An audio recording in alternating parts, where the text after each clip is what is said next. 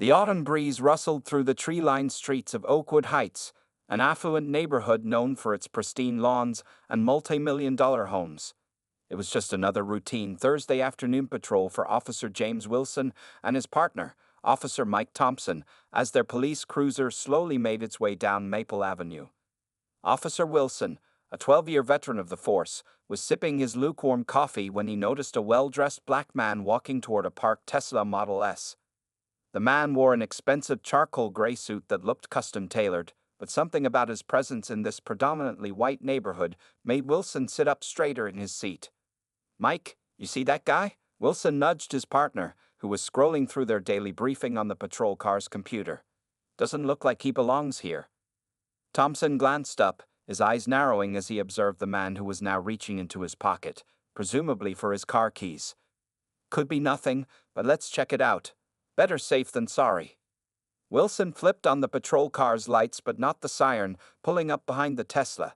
The well-dressed man had just touched his car door handle when he noticed the reflection of police lights in his car's tinted windows. He slowly turned around, his face expressing more weariness than surprise. The man was Marcus Richardson, though the officers didn't know this yet. At 45 years old, he had just been appointed as the new head of internal security for the state's entire law enforcement division. He had spent the afternoon viewing a potential new home in the neighborhood with a real estate agent who had left just minutes earlier. As both officers stepped out of their patrol car, Marcus remained perfectly still, his hands visible at his sides. He'd been in this situation before, despite his impressive credentials and accomplishments. The familiar knot formed in his stomach, a mixture of frustration, anger, and determination to handle the situation with the dignity he'd maintained through similar encounters over the years. "Sir, could you step away from the vehicle?" Officer Wilson called out, his hand resting casually on his holstered weapon. "What's your business in this neighborhood?" Marcus took 2 careful steps away from his car, his movements deliberate and non-threatening.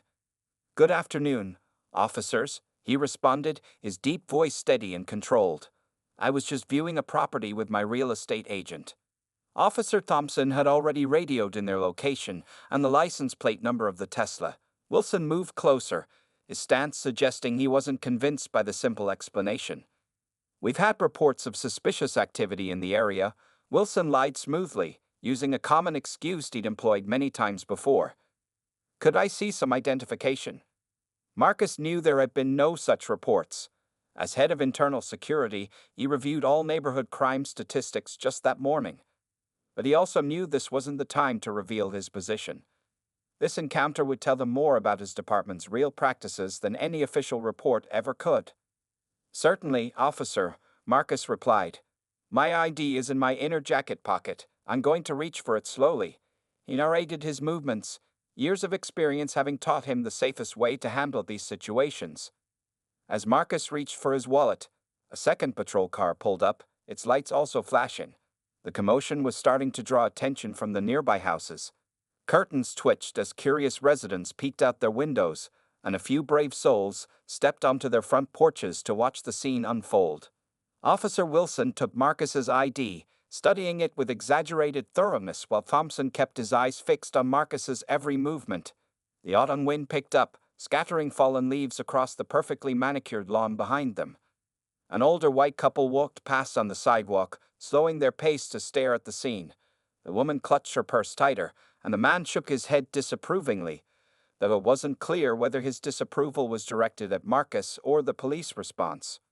Marcus stood patiently, his mind already cataloging every procedural violation being committed: the unnecessary stop, the lack of probable cause, the failure to identify the reason for detention, the excessive response with multiple units.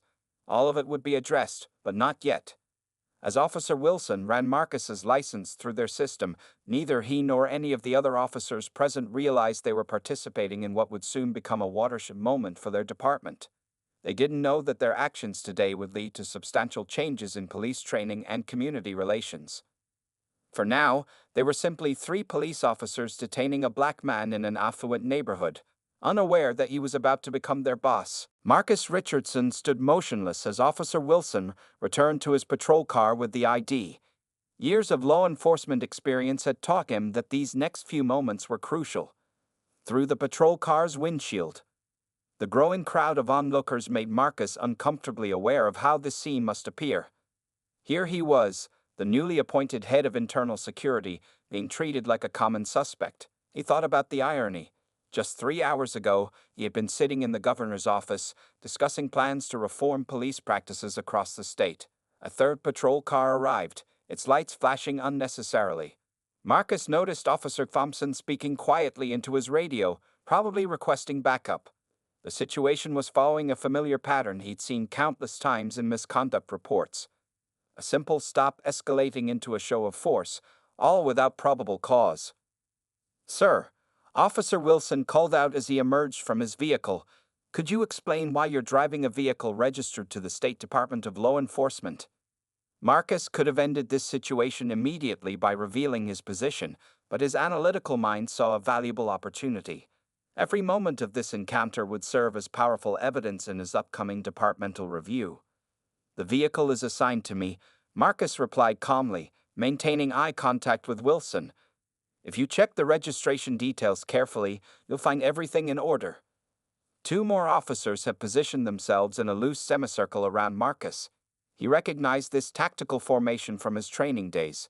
It was typically used for high-risk suspects, not for simple identity checks. Mrs. Henderson, an elderly resident whom Marcus had met earlier during his house viewing, emerged from her home across the street. She walked toward the scene with purpose, her flower-print dress swaying in the breeze. "What on earth are you doing?" she called out to the officers. "This gentleman was just here with Sarah from Premium Realty. I served them both tea less than an hour ago." Officer Wilson raised his hand to stop Mrs. Henderson from approaching closer. "Ma'am, please return to your house. We're conducting official police business." Marcus felt a surge of appreciation for the woman's intervention, but he quietly shook his head at her, silently asking her to step back. He needed this situation to play out naturally. Officer Thompson was now on his phone, speaking in hushed tones. Marcus could read the growing uncertainty in the young officer's body language. Something wasn't adding up in their computer checks. The autumn sun was setting behind the expensive homes, casting long shadows across the scene. Marcus thought about his wife, who would be waiting dinner for him. She had warned him this morning that something like this might happen in this neighborhood. "Just because you're head of internal security doesn't mean they'll see past your skin color," she had said. A sleek black SUV turned onto the street, driving slowly past the scene. Marcus recognized his real estate agent, Sarah, who had returned after receiving concerned calls from neighbors. She pulled over and stepped out of her vehicle, her heels clicking on the pavement. "Officers, there seems to be a misunderstanding," Sarah called out, her voice professional but firm. "I can verify this gentleman's identity and purpose in the neighborhood." Officer Wilson was now looking increasingly uncomfortable as he stared at his phone screen. Marcus knew what was happening. Someone had finally done a thorough check and found his department photo and credentials. The radio on Officer Thompson's shoulder crackled to life. The voice on the other end was loud enough for Marcus to hear. "Be advised, subject is confirmed as Marcus Richardson, newly appointed head of internal security. Code 4, repeat, Code 4. The change in the officer's demeanor was instant and dramatic. Hands moved away from weapons, postures straightened, and faces paled. Officer Wilson looked like he had swallowed something particularly unpleasant. But Marcus maintained his calm exterior, even as he noted how quickly the officer's attitudes shifted once they discovered his position. This entire incident would become a cornerstone of his planned reforms. A first-hand example of how implicit bias could lead trained officers to escalate the situation unnecessarily. As the realization of their mistake spread among the officers, Marcus finally allowed himself a small smile, not one of triumph or satisfaction, but one of determination. This moment would not be wasted. It would become a teaching opportunity, a chance to create real change from within the system. The next few minutes would be crucial, and Marcus was already planning how to handle them. He had no intention of humiliating these officers, but he would ensure they understood the full impact of their actions. The tension in the air shifted dramatically as Officer Wilson approached Marcus again, this time with a completely different demeanor. His earlier confidence had evaporated, replaced by visible nervousness as he held out Marcus's ID with a slightly trembling hand. "Sir, there seems to have been a misunderstanding. Wilson stammered, his face flushed with embarrassment. If we had known who you were. Marcus raised his hand gently to stop Wilson mid-sentence. That's precisely the problem, isn't it, Officer Wilson? The fact that you would treat anyone differently based on their position or status. His voice remained calm but carried an unmistakable weight of authority. The gathering crowd had grown larger, with several residents recording the scene on their phones. Marcus knew these videos would likely be on social media within hours, but that didn't concern him. What happened next would be more important than any viral video. Sarah, the real estate agent, was still standing nearby, her arms crossed and her expression stern. Mrs. Henderson had been joined by her husband on their front lawn, both watching the scene unfold with intense interest. The neighborhood had become an impromptu audience to this crucial moment in police-community relations. Officer Thompson stepped forward, apparently trying to salvage the situation. "Sir, we were just following standard procedure for suspicious activity in the area." Marcus turned to face Thompson, his expression thoughtful. "And what exactly was suspicious about my activity, Officer Thompson? I'd like you to explain it to me, in detail, for the record." The younger officer's mouth opened and closed without producing words. The truth hung heavy in the air. There had been nothing suspicious except the color of Marcus's skin in an affluent neighborhood. The other officers began quietly returning to their patrol cars, their lights finally switched off. The show of force that had seemed so necessary minutes ago now appeared grossly excessive and embarrassing. Marcus pulled out his phone and checked the time. The entire incident had lasted 23 minutes. 23 minutes that would change the trajectory of his planned reforms.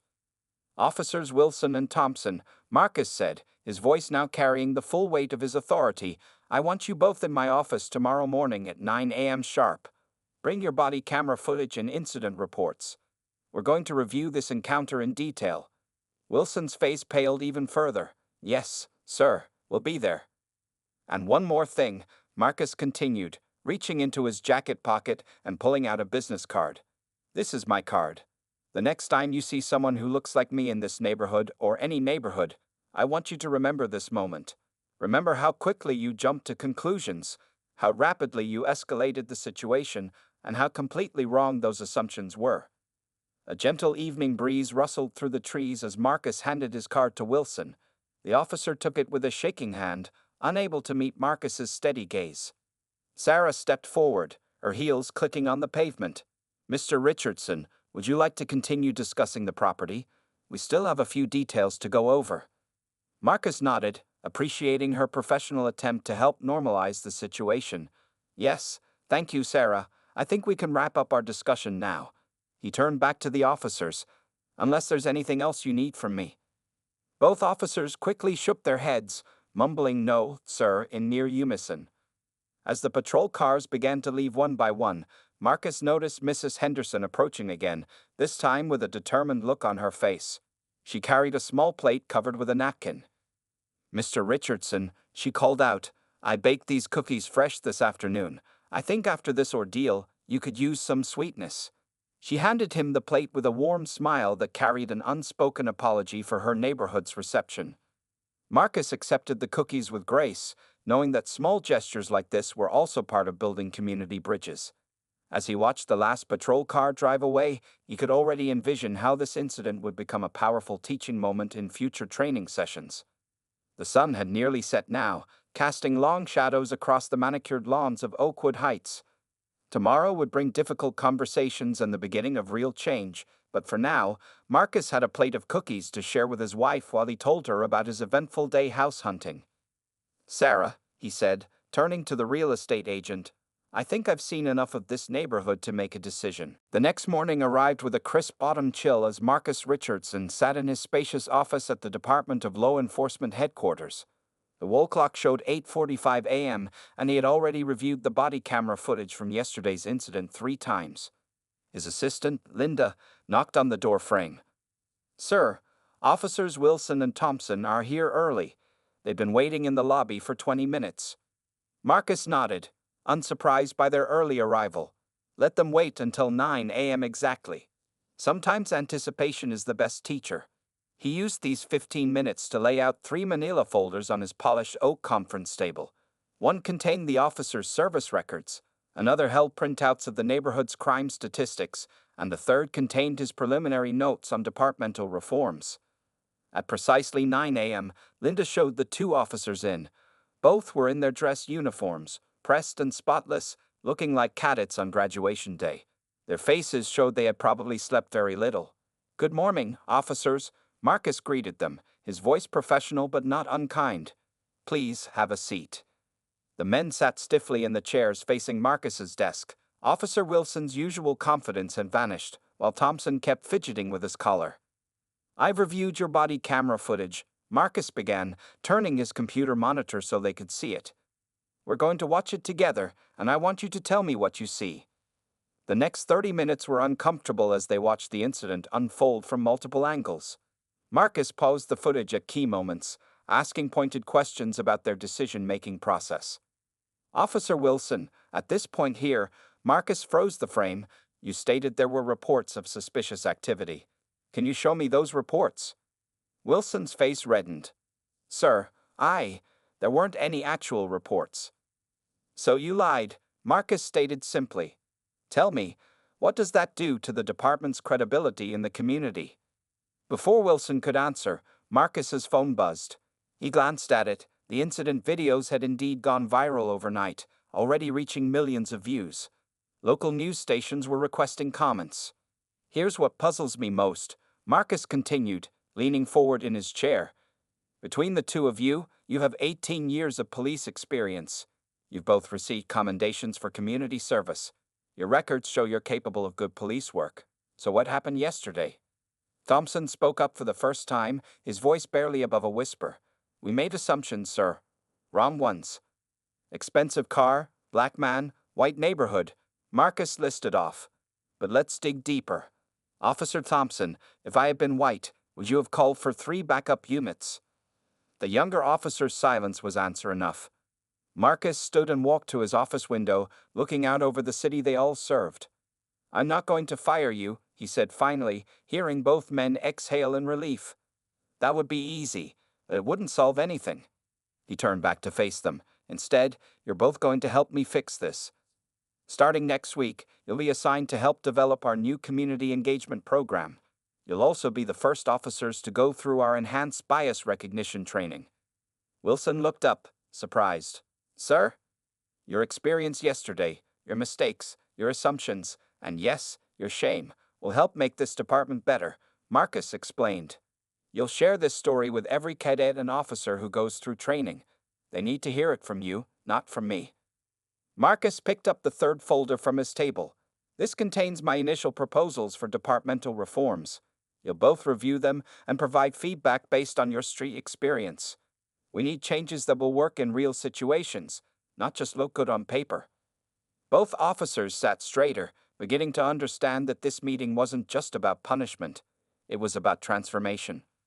"One more thing," Marcus added, his tone becoming more severe. "I bought that house yesterday, which means starting next month, we'll be neighbors. I expect you to spread the word through the department. My presence in that neighborhood is not suspicious activity." A ghost of a smile crossed his face as he watched this information sink in. Sometimes the best lessons came with a side of irony. "You're dismissed for now," Marcus concluded. "But remember, this isn't over. This is just the beginning. We have a lot of work to do, and you're going to help me do it." As the officers left his office, Marcus turned back to the window. Somewhere in the city, another black person was probably being stopped without cause. But change was coming, one uncomfortable conversation at a time. 2 weeks after the incident, Marcus sat in the department's main conference room, surrounded by police captains and sergeants from every precinct in the city. The atmosphere was tense as he clicked through a PowerPoint presentation that included footage from his own detention. "This," Marcus said, posing on a frame showing 6 officers surrounding him, "is what over-response looks like. This is what fear looks like. And most importantly, this is what bias looks like in action." Officer Wilson and Thompson sat in the front row, no longer in dress uniforms but wearing the standard police blues. Their presence was deliberate. Marcus had made them integral parts of this training session. "Officer Wilson," Marcus called out, "would you share with your colleagues what you learned from this incident?" Wilson stood up, facing his fellow officers. His voice shook slightly at first, but grew stronger as he spoke. I thought I was doing good police work that day. I thought I was protecting a neighborhood. Instead, I was just acting on prejudices I didn't even know I had. The room fell silent as Wilson's words sank in. Some officers shifted uncomfortably in their seats, perhaps recognizing similar incidents from their own careers. Marcus clicked to the next slide, which showed crime statistics from the Oakwood Heights neighborhood. Notice anything interesting? In the past year, there were 12 reported burglaries in this area. All of them were committed by white suspects. Yet, who do we stop and question in these neighborhoods?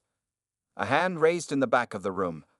Sir, with all due respect, aren't you using your position to make this personal? Marcus smiled. Captain Reynolds, everything about law enforcement is personal. Every stop, every interaction, every decision we make affects real people's lives. My experience is just one example among thousands. He walked to the center of the room, making eye contact with each officer. Yesterday, I moved into my new home in Oakwood Heights. Want to know what happened? 3 different neighbors called the police about a suspicious person unloading moving boxes from my own driveway. Murmurs filled the room. Officer Thompson raised his hand. How did the responding officers handle it? Better than 2 weeks ago, Marcus replied with a slight smile. They checked the address, verified my ID, and most importantly, they explained to the callers that being black in an affluent neighborhood is not suspicious activity. He clicked to a new slide showing departmental policy changes. Starting next month, all officers will undergo enhanced bias recognition training. But more importantly, we're changing how we measure police performance. It won't just be about arrest numbers anymore. We'll be looking at community engagement, de-escalation success rates, and justified versus unjustified stops. The room buzzed with conversation as officers discussed these changes among themselves. Marcus let them talk for a moment before continuing.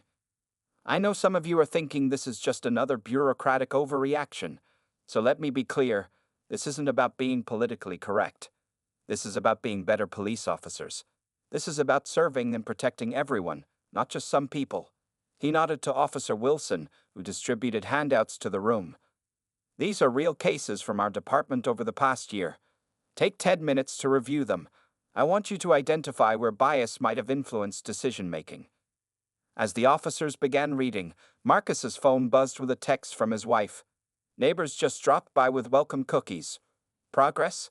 He smiled as he typed back, small steps. The next hour was filled with honest, sometimes uncomfortable discussions.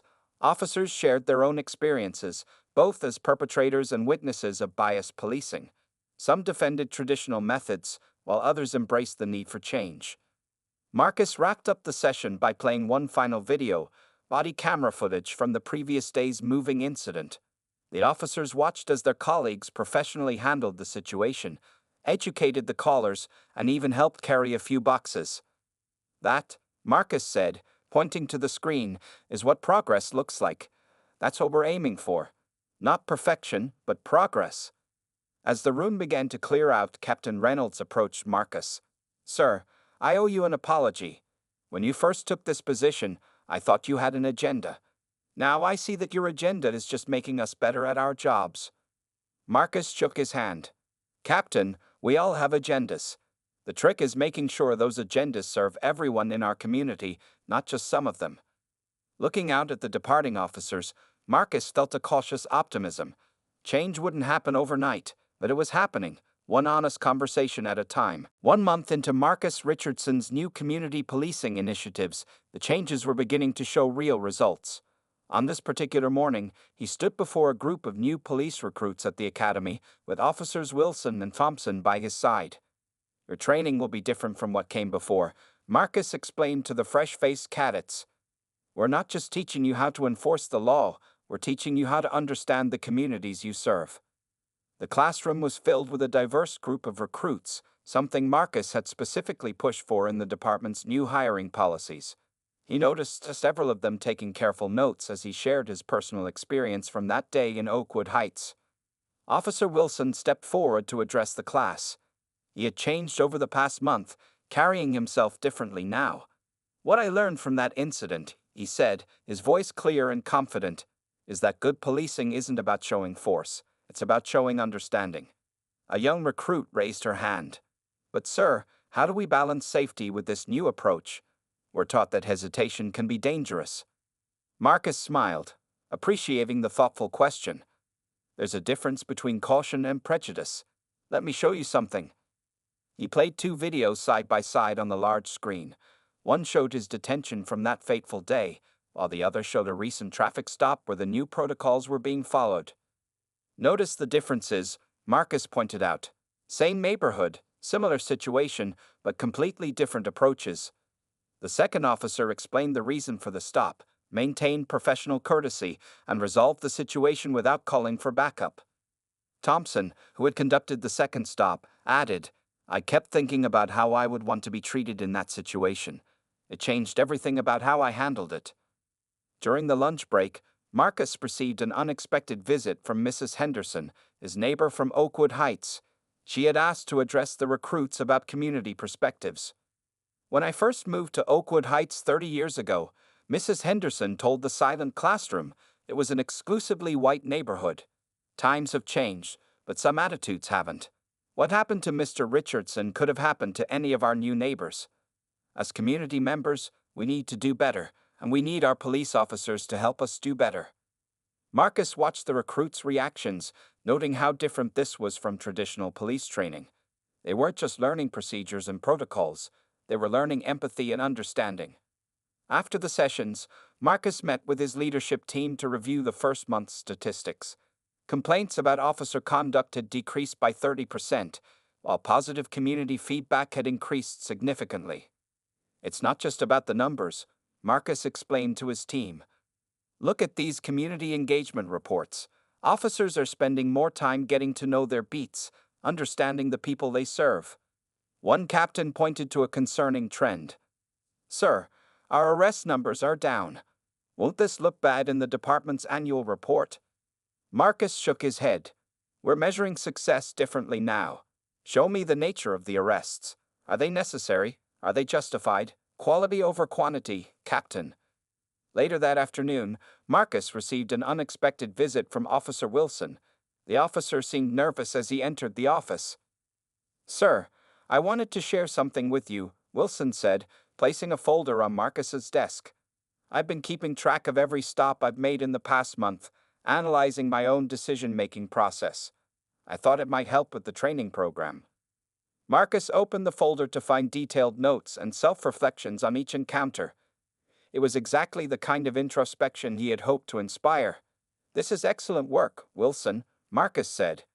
Would you be willing to develop this into a self-assessment tool for all officers?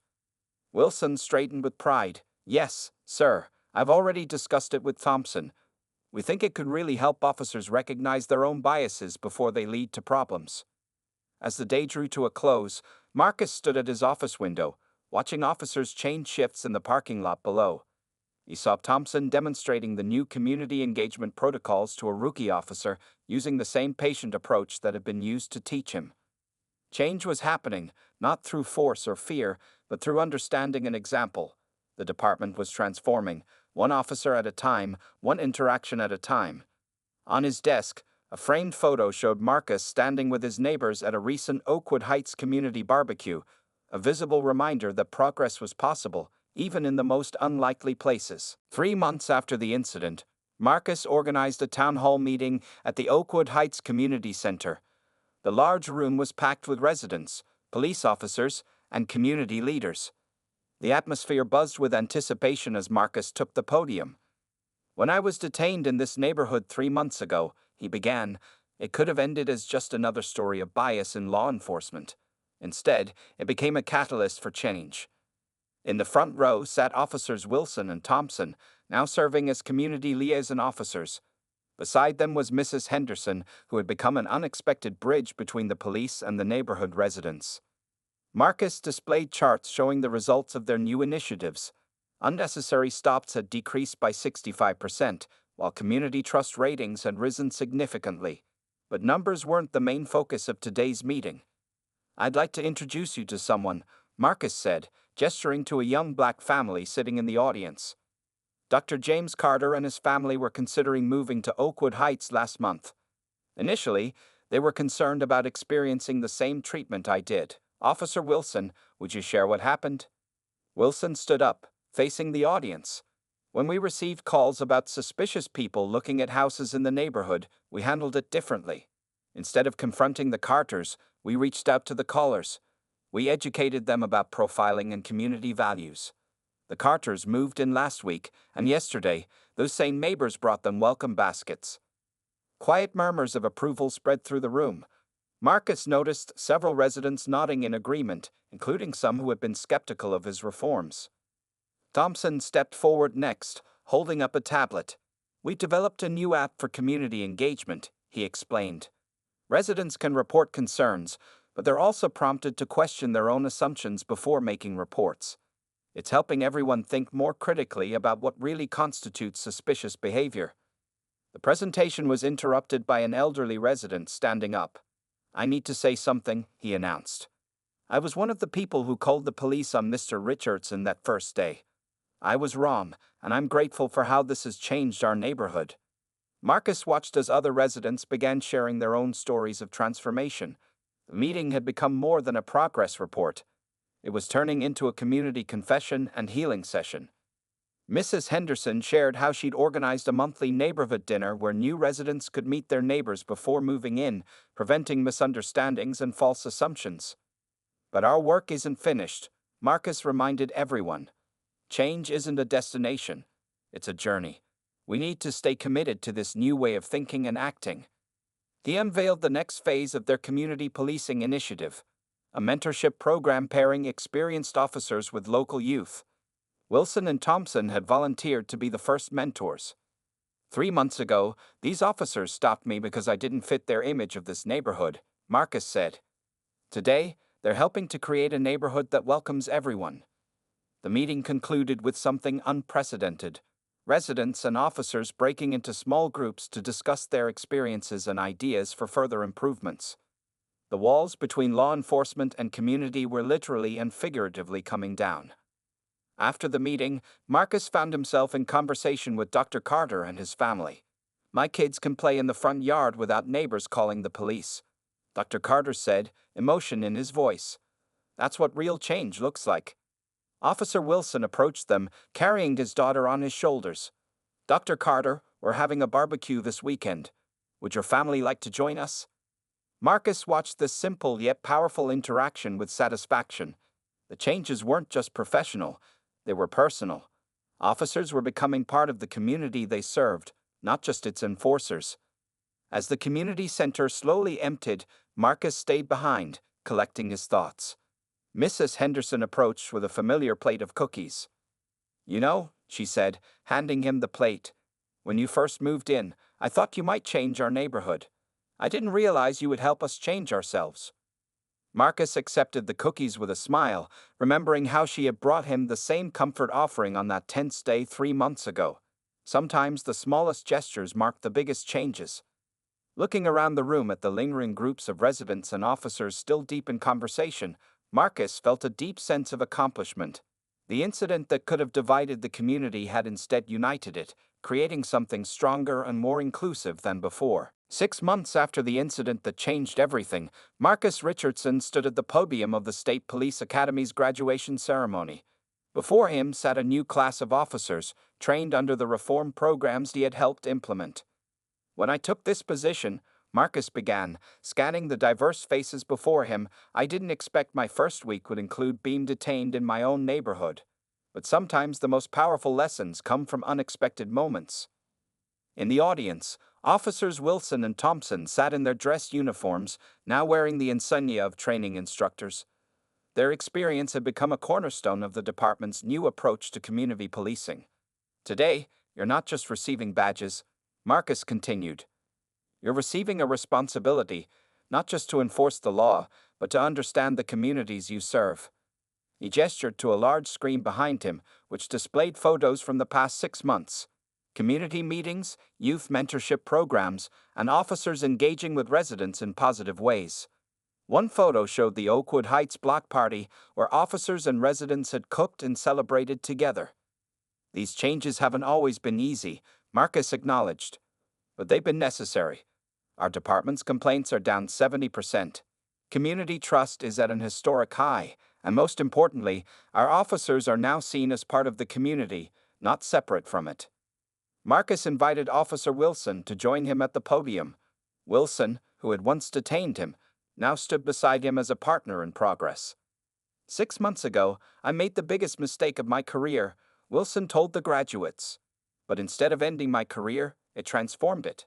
Today, I don't just patrol Oakwood Heights. I'm part of its Community Watch program. I coach youth basketball, and my daughter has playdates with Dr. Carter's children. The ceremony continued with the presentation of badges, with a new tradition Marcus had instituted. Along with each badge, graduates received a community member's personal story, real experiences that would remind them of the human impact of their actions. After the ceremony, Marcus hosted a small gathering in his Oakwood Heights home. Officers, community leaders, and neighbors mingled in his backyard, a sight that would have seemed impossible 6 months ago. Mrs. Henderson was there, of course, with her signature cookies. She had become something of a grandmother figure to many of the young officers in the neighborhood. "You know what's different now?"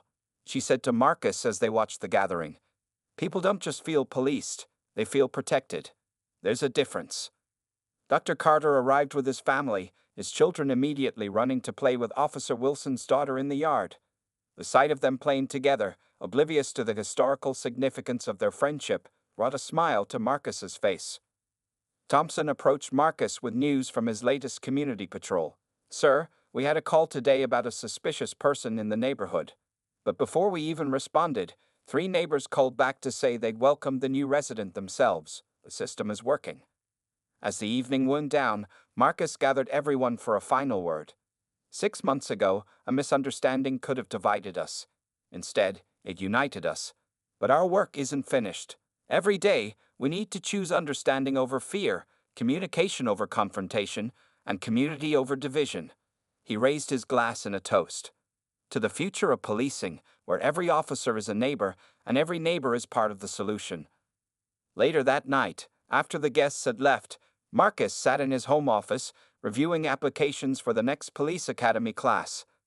The number of minority applicants had tripled, and community recommendations accompanied many applications. His phone buzzed with a text from Wilson. "Just wanted to say thank you again. You could have had me fired that day. Instead, you helped me become a better officer and a better person."